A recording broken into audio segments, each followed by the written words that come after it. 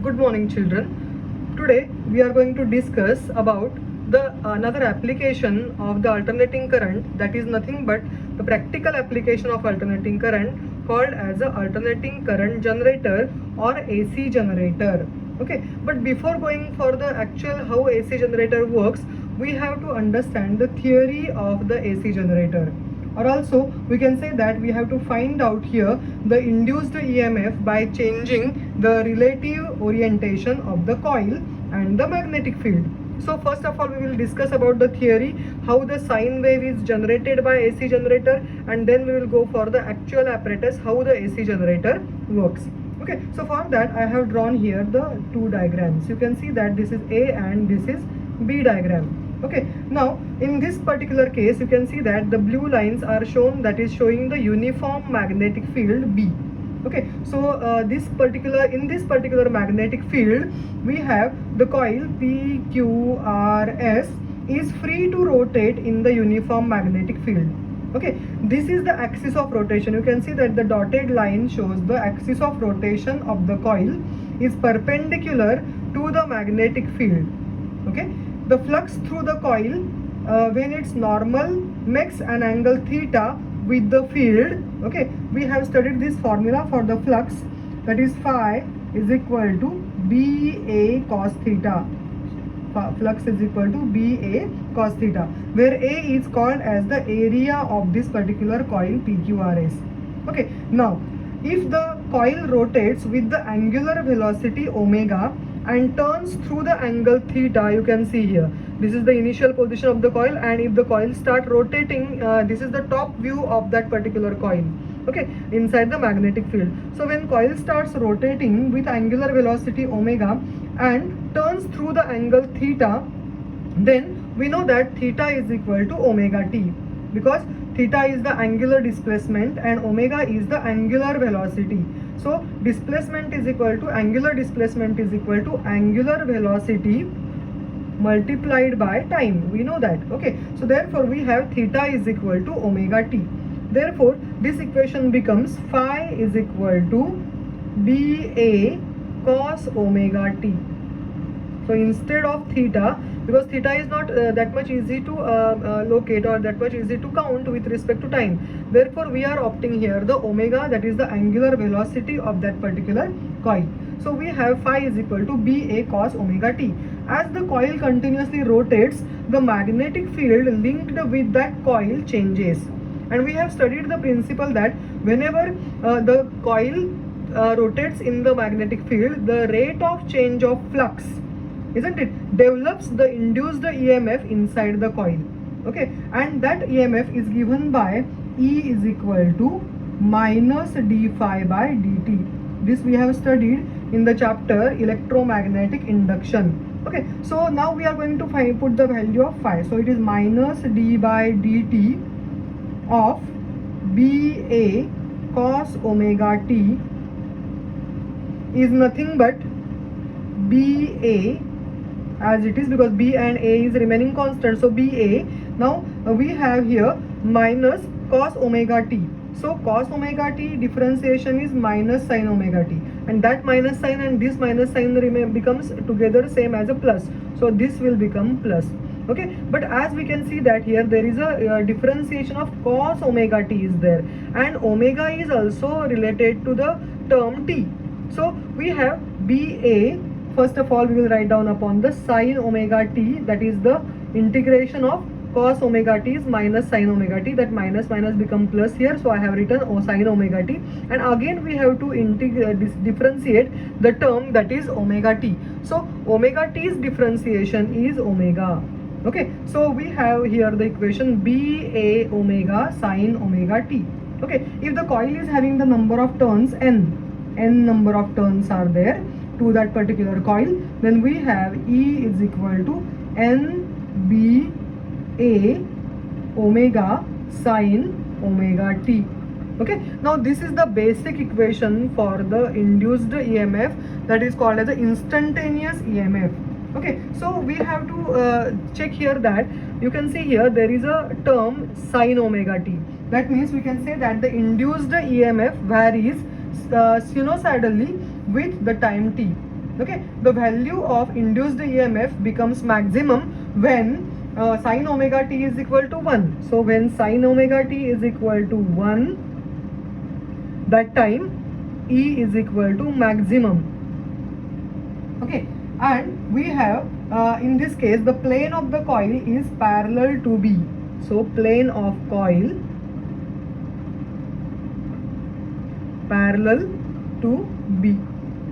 Okay, denoting the maximum value of the E naught. Okay, so we are having here the equation becomes now E is equal to E naught NBA omega. Okay, so I can consider that this particular term NBA omega as a E naught, that is a peak value or the maximum value. Okay, so I can write down this E naught is equal to NBA omega, and this value instead of omega I can replace it by 2 pi f. So I am getting now the value 2 pi f NBA. So this is the equation to calculate the maximum value or peak value of the EMF. Okay, so by using this equation, again the final equation of E becomes now we have E is equal to E naught sine, instead of omega t I can write down as a 2 pi ft. So these two are this one and this one. These two are the basic equations to explain the particular AC EMF or alternating current generated or alternating EMF generated inside that particular coil. So we can say that here F is the frequency of the particular rotation of the coil. This is very important. Okay, now how the sine wave is generated, because we have got here that E is equal to NBA omega sine omega t. So that means the variation in the value of EMF is related with the function sine of omega t. So let us go for that, because when sine 0 is equal to 0, then initially we are considering that the value of EMF is equal to 0. Then at pi by 2 angle we are saying that here that there is a maximum EMF generated. So depending on that, the sine wave is generated for that particular E, and that's what we are giving here the explanation regarding this particular sine wave. Okay, so let us go for that one by one explanation. Now you can see that this is north pole of the magnetic field and this is the south pole of the magnetic field. So the magnetic field is uniform. I have shown by the parallel lines to each other. Okay, now these are the various positions of the coil. Okay, positions of the coil. So I have taken here 5 positions of the coil, and during each position of the coil what type of EMF is generated we are going to explain here, and we are generating the wave. Okay, so let us go for the first thing. Okay, now in this first case we are going to consider that this particular plane of the coil. So understand please very properly, in the first diagram plane of the coil is perpendicular to B.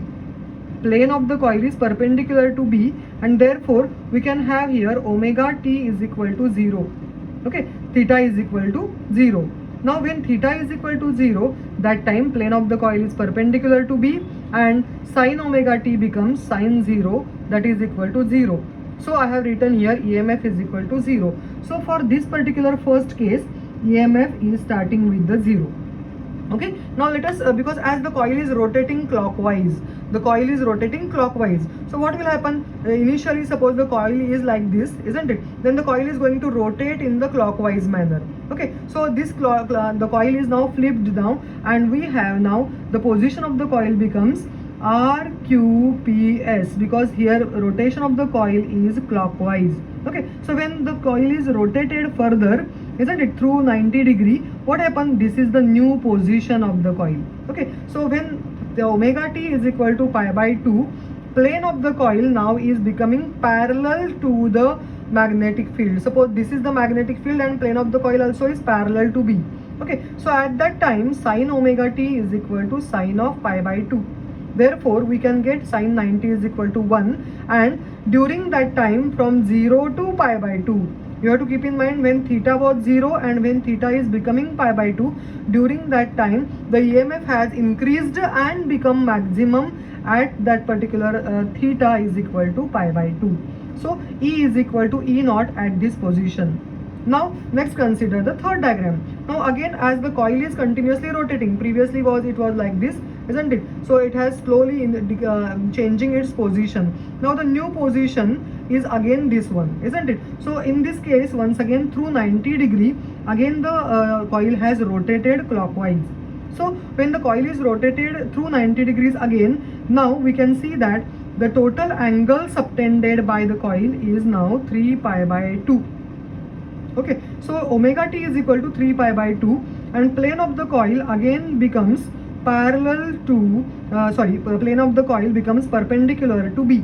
So in the third diagram, omega t is equal to pi and plane of the coil is perpendicular to B. So sine of omega t is equal to sine pi, that is equal to 0, and EMF also is equal to 0. So you can see that corresponding to this position, the EMF is becoming 0. Okay, now again by pi by 2 phase, the particular coil is rotated. So when omega t becoming again further additional pi by 2, then we have omega t is equal to 3 pi by 2. You can see that this is 3 pi by 2 and the position of the coil again. So again what happened, the plane of the coil is becoming parallel to the magnetic field. So in that case, the theta is equal to 3 pi by 2 and sine 3 pi by 2 is equal to -1. Okay, so therefore you can see that at sine 3 pi by 2, see you can see here dotted line 3 pi by 2, you are getting here the EMF, that is nothing but minus E naught. Okay, so at this place you are getting the EMF in terms of a minus E naught, but maximum value of negative EMF. Okay, now that means the current has changed its direction and reached to the maximum value. Okay, now the last figure you can see that once again these are the 4 1. So here reaching to the maximum, negative maximum, and now again we have suppose changed the plane of the coil again through 90 degree, then omega t is equal to 2 pi. Omega t is equal to 2 pi. So one rotation is completed here. Okay, so plane of the coil again becomes perpendicular to B. Okay, that means one rotation is completed, and again sine of omega t is nothing but sine of 2 pi, because by 2 pi theta the coil has rotated. So sine omega t is equal to sine of 2 pi, and sine 2 pi is equal to 0. Therefore E is equal to 0, and you can see that in the last diagram you can see here the EMF induced is showing the 0 value. Okay, so in this case we can see that, for suppose we again compare all these 5, you can see that at the first position it was 0, in the second position after increasing the theta by pi by 2, the EMF induced is positive maximum. After further increasing theta is equal to pi by 2, that means total theta is equal to pi, that time the EMF value becomes 0. Then again after increasing theta is equal to pi by 2, we are reaching the theta is equal to 3 pi by 2, that time it is reaching to the negative maximum.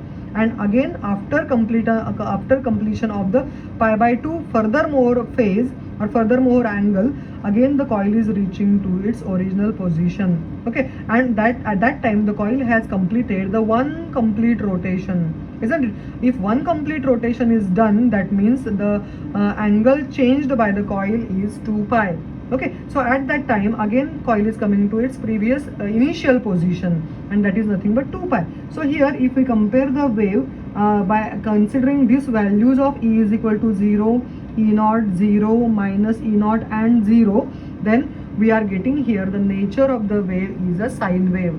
And by this also we can say that the nature of the induced EMF by using this AC generator concept is nothing but the EMF induced follows the sine wave function, because we are getting here at every time the nature of the wave as a sine wave.